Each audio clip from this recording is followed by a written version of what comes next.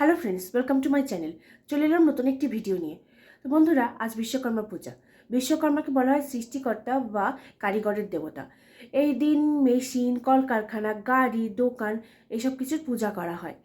আর এটা বিশ্বাস করা হয় যে ইন্দ্রপুরী থেকে শুরু করে তারকানগরী এর মাঝে বিভিন্ন অদ্ভুত জিনিস বা বিভিন্ন আশ্চর্যকর জিনিস নির্মাণ করেন বিশ্বকর্মা।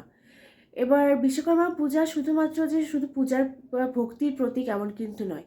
এটা হচ্ছে কাজের প্রতি নিষ্ঠা, শ্রদ্ধা, ভালোবাসা এগুলোকে প্রকাশ করে। সকাল সকাল উঠে মালিক বা কর্মচারী সবাই মিলে এই পূজাটা করে। এটা কাজের প্রতি শ্রদ্ধা জ্ঞাপন করার একটা পুজো।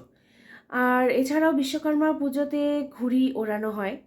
আকাশে ছেয়ে যায় বিভিন্ন রঙের ঘুড়ি দিয়ে। তারপর এই পুজোটা বিভিন্ন ছাদের গল্প বলে। এক ছাদ থেকে আর এক ছাদ সবাই মিলে ঘুড়ি ওড়ায়, ঘুড়ি ওড়ার প্রতিযোগিতা হয়। সমস্ত শহর, সমস্ত গ্রাম মুখরিত হয়ে যায়।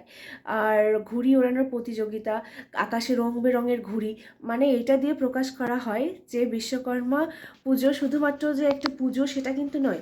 এটা একটা ভালোবাসা, আনন্দ, সম্প্রীতি সব কিছুরই একটা প্রতীক। তো যাই হোক বন্ধুরা, আজকের মতো ভিডিওটি এখানেই শেষ করছি। দেখা হবে অন্য কোনো ভিডিওতে। নমস্কার।